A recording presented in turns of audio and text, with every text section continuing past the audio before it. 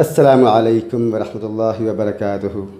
Rabbi इश्रह ली सदरी वयस्सिर ली अमरी वहलुल उक़दतम मिन लिसानी यफ़क़हू क़ौली। Rabbi यस्सिर वला तुअस्सिर वतम्मिम बिल खैर। Rabbi ज़िदनी इल्मा, rabbi ज़िदनी इल्मा, rabbi ज़िदनी इल्मा। प्यारे बच्चों, बिहार बोर्ड के 10वीं कक्षा के केमिस्ट्री के पहले चैप्टर रासायनिक अभिक्रिया में आज हम लोग उपचयन और अपचयन अभिक्रिया के से संबंधित कुछ महत्वपूर्ण पदों के बारे में सीखेंगे। तो आइए सबसे पहले हम लोग सीखते हैं उपचायक, जिसको कि ऑक्सीकारक और अंग्रेज़ी में ऑक्सीडाइजिंग एजेंट कहते हैं, उसके बारे में हम जानते हैं कि वो क्या है। तो बच्चों, उपचायक या ऑक्सीकारक वो पदार्थ जिसके कारण या जिसकी सहायता से किसी पदार्थ का उपचयन होता है, हम उसे उपचायक कहते हैं। बात समझ में आ रही है? हाँ? वो पदार्थ, वो तत्व या यौगिक जिसके कारण या जिसकी सहायता से किसी पदार्थ का उपचयन होता है, हम उसे ऑक्सीकारक या उपचायक कहते हैं। क्या मतलब है इसका? इसका मतलब ये है कि जब कोई रासायनिक अभिक्रिया हो रही हो तो जिस पदार्थ की वजह से किसी पदार्थ में ऑक्सीजन की वृद्धि होती है या जिस पदार्थ की वजह से किसी पदार्थ में से हाइड्रोजन की कमी होती है। बात समझ में आ रही है कि जब कोई रासायनिक अभिक्रिया हो रही हो या होती हो तो जिस पदार्थ की वजह से किसी दूसरे पदार्थ में ऑक्सीजन की वृद्धि होती हो या किसी पदार्थ से हाइड्रोजन की कमी होती हो, जिस पदार्थ की वजह से, उस पदार्थ को हम कहते हैं उपचायक। और उसी तरह जिस पदार्थ का उपचयन होता है उसे हम उपचयित या ऑक्सीकृत कहते हैं। यानी जिस पदार्थ में ऑक्सीजन ऐड होता है, उस पदार्थ को हम कहते हैं उपचयित, ऑक्सीडाइज्ड, ऑक्सीकृत। या जिस पदार्थ में से हाइड्रोजन निकल जाता है, जिस पदार्थ में से हाइड्रोजन की कमी हो जाती है, उसे हम कहते हैं उपचयित या ऑक्सीकृत। आइए हम इसको एग्जाम्पल की मदद से समझते हैं। तो जैसा कि आप इस रासायनिक अभिक्रिया में देख सकते हो कि इस रासायनिक अभिक्रिया में के पूरा होने के बाद हाइड्रोजन में ऑक्सीजन की वृद्धि हो रही है। हम देख सकते हैं कि अभिक्रिया से पहले हाइड्रोजन अकेले है, अभिक्रिया के बाद हाइड्रोजन के साथ ऑक्सीजन है। यानी इस पदार्थ में हाइड्रोजन के साथ ऑक्सीजन की वृद्धि हो रही है। ये जो वृद्धि है हाइड्रोजन के अंदर, वो इस ऑक्सीजन की वजह से है। अगर ये ऑक्सीजन नहीं होता तो इस हाइड्रोजन में ऑक्सीजन की वृद्धि नहीं होती। बात समझ में आ रही है कि इस पदार्थ में ऑक्सीजन की वृद्धि नहीं होती अगर ऑक्सीजन नहीं होता। इस ऑक्सीजन की वजह से हाइड्रोजन में ऑक्सीजन की वृद्धि हो रही है, इसलिए ये उपचायक है। ये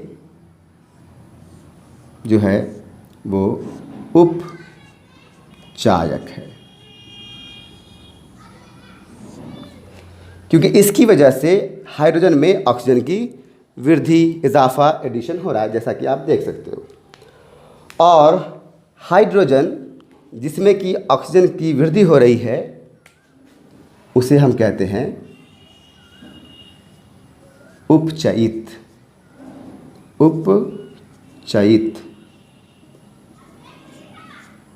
उपचयित। जिसकी वजह से उपचयन हो रहा है हाइड्रोजन का वो उपचायक। तो ऑक्सीजन की वजह से हो रहा है उपचयन हाइड्रोजन का तो ऑक्सीजन उपचायक। और हाइड्रोजन का उपचयन हो रहा है क्योंकि हाइड्रोजन में ऑक्सीजन जुड़ रहा है। तो हमने पढ़ा है कि जिसमें ऑक्सीजन जुड़ता है उसका उपचयन होता है। तो हाइड्रोजन का उपचयन हो रहा है इसलिए हाइड्रोजन है उपचयित। उसी तरह इस दूसरे एग्जाम्पल में देख रहे हैं कि इस एग्जाम्पल में इस रासायनिक अभिक्रिया में अभिक्रिया से पहले इस हाइड्रोक्लोरिक एसिड में क्लोरीन के साथ इस हाइड्रोजन है, मगर अभिक्रिया के बाद यहाँ से हाइड्रोजन हट गया है। यानी इस वाले पदार्थ में से इस वाले पदार्थ में से हाइड्रोजन की कमी हो गई है। जैसा कि आप देख सकते हैं कि यहाँ पे हाइड्रोजन है और यहाँ हाइड्रोजन अलग हो गया है, यानी यहाँ से हाइड्रोजन की कमी हो गई है। तो इस पदार्थ में हाइड्रोजन कमी हुई है। कमी हुई किसकी वजह से है? जिंक की वजह से। अगर ये जिंक यहाँ पे ना होता तो इस हाइड्रोक्लोरिक एसिड में से हाइड्रोजन की कमी नहीं होती, हाइड्रोजन की कमी नहीं होती। तो जिंक की वजह से हाइड्रोक्लोरिक एसिड का उपचयन हो रहा है, इसीलिए जिंक जो है वो उपचायक है।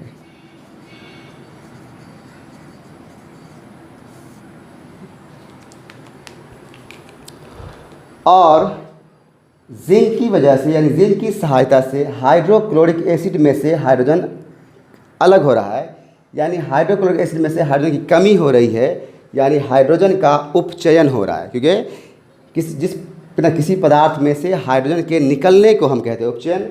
तो यहाँ से हाइड्रोजन निकल रहा है तो इसका उपचयन हो रहा है। तो हमने पढ़ा कि जिसका उपचयन होता है वो होता है उपचयित। तो HCl यानी कि हाइड्रोक्लोरिक एसिड उपचयित है।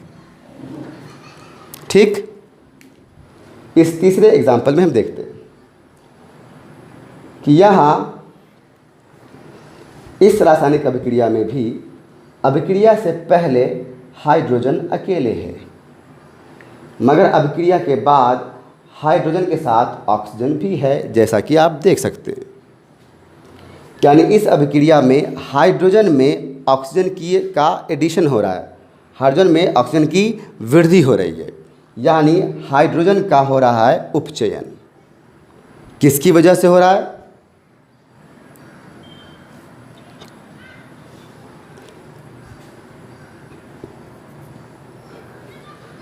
कॉपर ऑक्साइड की वजह से। कॉपर ऑक्साइड की वजह से हाइड्रोजन का उपचयन हो रहा है। अगर ये कॉपर ऑक्साइड यहाँ पे ना होता तो हाइड्रोजन में ऑक्सीजन की वृद्धि नहीं होती, है कि नहीं? कॉपर ऑक्साइड की वजह से हाइड्रोजन में ऑक्सीजन की वृद्धि हो रही है। तो हमने पढ़ा कि जिसके कारण या जिसकी सहायता से किसी पदार्थ में ऑक्सीजन की वृद्धि होती है हम उस पदार्थ को उपचायक कहते हैं। तो इस अभिक्रिया में कॉपर ऑक्साइड उपचायक है,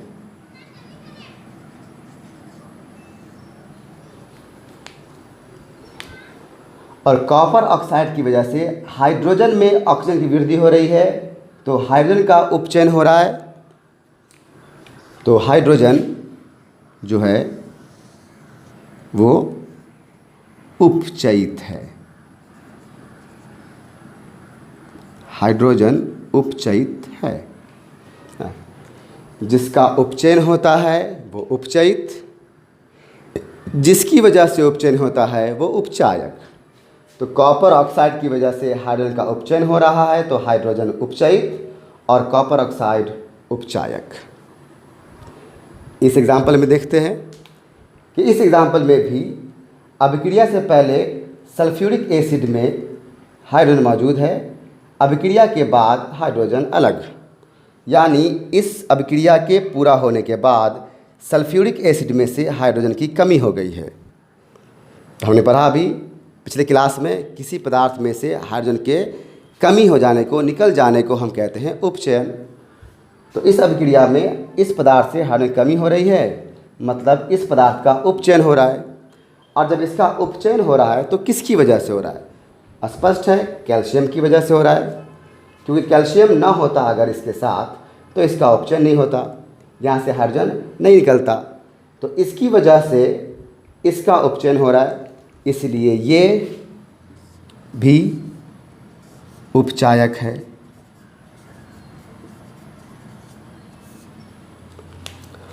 और इसका उपचयन हो रहा है क्योंकि इसमें से हाइड्रोजन की कमी हो रही है, जैसे कि आप देख सकते हैं अभी है, अभिक्रिया के पूरा होने के बाद हाइड्रोजन अलग, तो ये है उपचयित।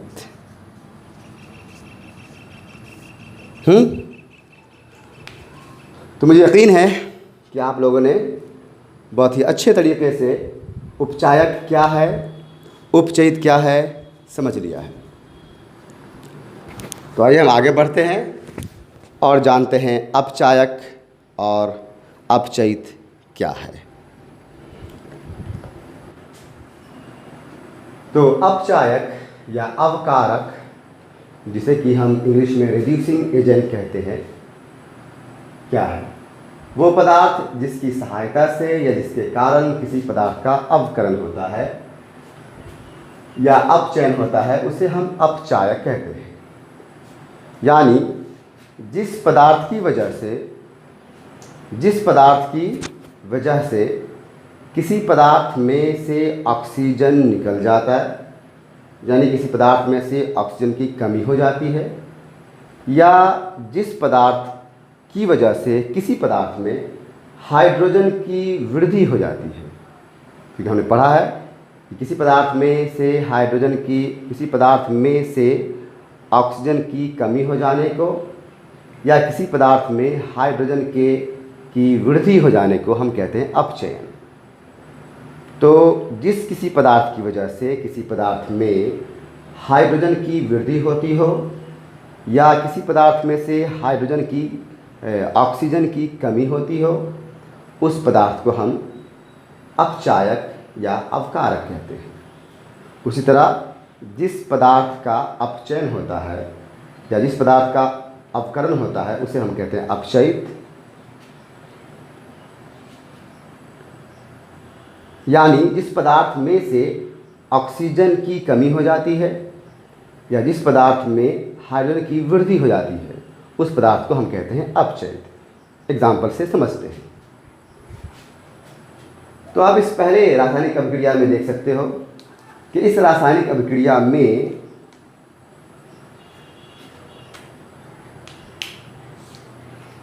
ऑक्सीजन में हाइड्रोजन की वृद्धि हो रही है।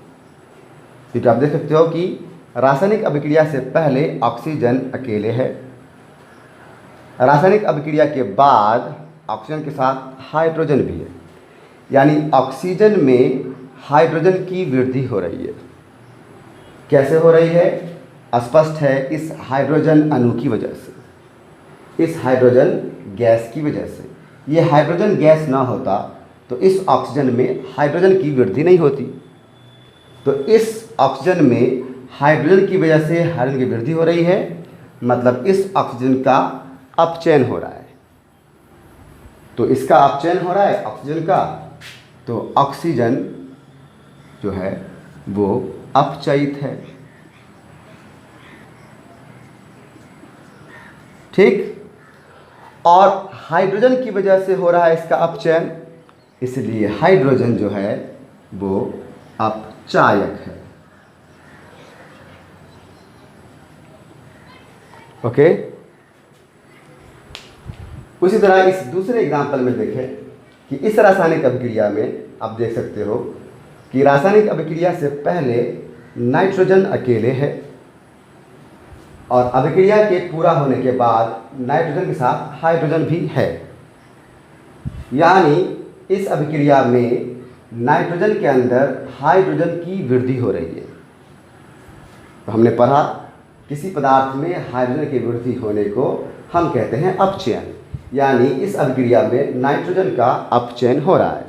तो जिसका अपचयन होता है वो कहलाता है अपचयित।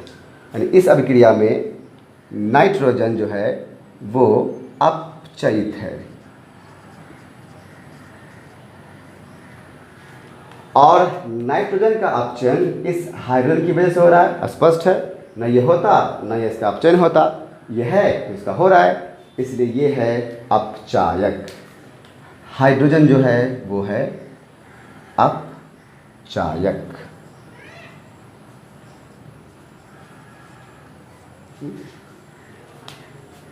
उस तरह इस थर्ड एग्जाम्पल में आप देखिए कि रासायनिक अभिक्रिया से पहले इस फेरिक ऑक्साइड में ऑक्सीजन मौजूद है आयरन के साथ, मगर रासायनिक अभिक्रिया के बाद आयरन अकेले है, यानी इस फेरिक ऑक्साइड में से ऑक्सीजन निकल गया है, यानी इस पदार्थ में ऑक्सीजन की कमी हो गई है। तो हमने पढ़ा कि जिस पदार्थ में किसी पदार्थ में से ऑक्सीजन की कमी हो जाने को हम कहते हैं अपचयन। तो इस पदार्थ का अपचयन हो रहा है क्योंकि यहाँ से ऑक्सीजन की कमी हो रही है, जैसा कि आप देख सकते हो। जैसा कि आप देख सकते हो कि यहाँ Fe2O3 है और यहाँ Fe अकेले है, यानी अभिक्रिया की वजह से Fe2O3 में से O निकल गया है। लो आयरन में से Fe2O3 में से ऑक्सीजन निकल गया है, इसमें ऑक्सीजन की कमी हो गई है। तो जिसमें ऑक्सीजन की कमी हो जाती है हम कहते हैं उसका अपचयन हो गया और वो खुद कहलाता है अपचयित। तो यहाँ भी Fe2O3 अपचयित है। अब इस Fe2O3 का अपचयन इस कार्बन की वजह से हो रहा है, क्योंकि कार्बन के इसके करीब आने की वजह से Fe2O3 में से ऑक्सीजन निकला है। न कार्बन इसके करीब आता न Fe2O3 में से ऑक्सीजन निकलता, यानी इसके अपचयन का कारण है कार्बन। तो हमने पढ़ा कि जिसकी वजह से किसी पदार्थ का अपचयन होता है उसे हम कहते हैं अपचायक। तो कार्बन जो है वो है अपचायक।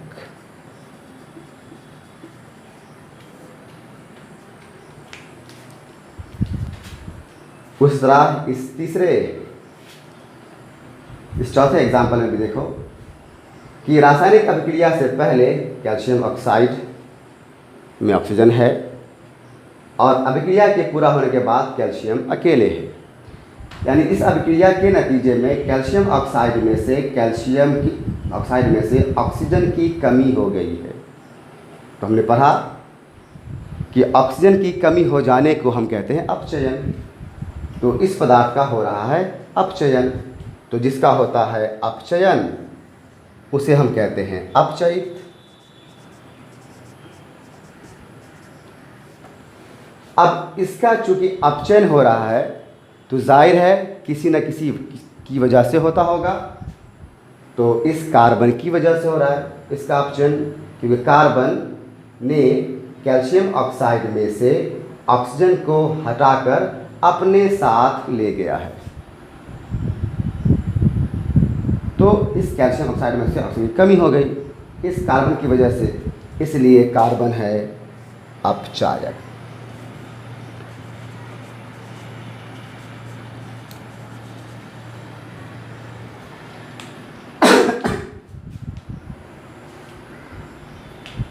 तो मुझे उम्मीद है कि आप सबको अपचायक और अपचयित भी समझ में आ गया होगा। और अगर आप गौर से देखें इस चौथे वाले अभिक्रिया में कि यहाँ एक पदार्थ से ऑक्सीजन की कमी हो रही है और दूसरे वाले पदार्थ में ऑक्सीजन की वृद्धि हो रही है। कैल्शियम ऑक्साइड में से ऑक्सीजन की कमी हो रही है और कार्बन में ऑक्सीजन की वृद्धि हो रही है, यानी यहाँ एक पदार्थ का अपचयन हो रहा है, दूसरे पदार्थ का उपचयन हो रहा है। कैल्शियम ऑक्साइड का हो रहा है अपचयन और कार्बन का हो रहा है उपचयन। यहाँ भी देखो कि Fe2O3 में से ऑक्सीजन की कमी हो रही है और कार्बन में ऑक्सीजन की वृद्धि हो रही है। एक में से ऑक्सीजन की कमी, दूसरे में ऑक्सीजन की वृद्धि, यानी इस अभिक्रिया में भी एक अभिकारक का अपचयन हो रहा है, दूसरे अभिकारक का उपचयन हो रहा है। इस पहले अभिक्रिया में गौर से देखो तो ऑक्सीजन में हाइड्रोजन की वृद्धि हो रही है, ऑक्सीजन में हाइड्रोजन की वृद्धि हो रही है, यानी ऑक्सीजन का अपचयन हो रहा है। और इसको हम इस तरह से भी कह सकते हैं कि हाइड्रोजन में ऑक्सीजन की वृद्धि हो रही है तो हाइड्रोजन का उपचयन हो रहा है। ऑक्सीजन में हाइड्रोजन की वृद्धि हो रही है, हम कह सकते हैं। तो हम ये भी कह सकते हैं कि ऑक्सीजन में हाइड्रोजन की वृद्धि हो रही है तो हाइड्रोजन में ऑक्सीजन की भी वृद्धि हो रही है। यानी यहाँ पर ऑक्सीजन का अपचयन हो रहा है और हाइड्रोजन का उपचयन हो रहा है। तो इस 3 एग्जाम्पल से क्या समझा आपने कि जब कभी भी अपचयन अभिक्रिया होती है तो उपचयन अभिक्रिया भी होती है। यानी एक अभिकारक का अपचयन होता है तो दूसरे वाले अभिकारक का उपचयन होता है। एक का अपचयन होता है तो दूसरे का उपचयन होता है। यानी ये दोनों अभिक्रिया हमेशा साथ साथ चलते हैं। अपचयन उपचयन हमेशा साथ होते हैं। अपचयन अकेले नहीं होता, उपचयन अकेले नहीं होता, दोनों हमेशा साथ होते हैं। एक अभिकारक का अपचयन, एक अभिकारक का उपचयन, जैसा कि आप 3 एग्जाम्पल में देख सकते हो। यहाँ इस दूसरे वाले एग्जाम्पल में नाइट्रोजन में हाइड्रोजन की वृद्धि हो रही है तो नाइट्रोजन का अपचयन हो रहा है, नाइट्रोजन का अपचयन हो रहा है, मगर हाइड्रोजन क्या हो रहा है तो हाइड्रोजन का उपचयन हो रहा है। नाइट्रोजन का हो रहा है अपचयन और हाइड्रोजन का हो रहा है उपचयन। क्योंकि हमें ये जानने के लिए कि किसका अपचयन हो रहा है और किसका उपचयन हो रहा है, हमें सिर्फ एक बात जानने की ज़रूरत है कि दोनों अभिकारक में से किसका अपचयन हो रहा है। अगर हमें ये बात मालूम हो गया कि किसका अपचयन हो रहा है तो दूसरे वाले का उपचयन होगा, और अगर ये मालूम हो गया कि किसका उपचयन हो रहा है तो पहले वाले का अपचयन होगा। तो इस दूसरे वाले अभिक्रिया में नाइट्रोजन का अपचयन हो रहा है और हाइड्रोजन का उपचयन हो रहा है। तो ये दोनों अभिक्रिया हमेशा साथ साथ चलते हैं, और जब ये तो इन्हें सम्मिलित रूप से, इन दोनों अभिक्रिया को सम्मिलित रूप से एक साथ रिडॉक्स रिएक्शन कहा जाता है। इन्हें रिडॉक्स अभिक्रिया कहते हैं। इन्हें एक साथ रिडॉक्स अभिक्रिया कहते हैं क्योंकि दोनों अभिक्रिया हमेशा साथ में होते हैं, जैसा कि आपने इस एग्जाम्पल में, इस 4 एग्जाम्पल में देख सकते हैं कि एक का उपचयन हो रहा है, दूसरे का अपचयन हो रहा है। तो हमेशा ही साथ साथ होते हैं, इसलिए इन्हें रिडॉक्स अभिक्रिया कहा जाता है। रिडक्शन से री लिया गया है, रिडक्शन से रेड और ऑक्सीडेशन से ऑक्स। उपचयन का अंग्रेजी ऑक्सीडेशन, उससे ऑक्स लिया गया है, और अपचयन का अंग्रेजी रिडक्शन, उससे रेड लिया गया है, और दोनों मिलकर बन गया रिडॉक्स अभिक्रिया। तो रिडॉक्स अभिक्रिया अपचयन और उपचयन दोनों को कहते हैं क्योंकि ये दोनों हमेशा साथ में होते हैं। एक अभिकारक का उपचयन, दूसरे का अपचयन, यानी एक अपचायक दूसरा उपचायक, एक अपचयित दूसरा उपचयित। जो अपचायक होता है वो उपचयित होता है, और जो उपचयित होता है वो अपचायक होता है। यानी जिसका अपचयन होता है वो उपचायक होता है और जिसका अपचयन होता है वो उपचायक होता है। तो मुझे उम्मीद है कि बात आपको समझ में आ गई होगी। तो मिलते हैं अगली क्लास में, तब तक के लिए अस्सलामु अलैकुम व रहमतुल्लाहि व बरकातुहू।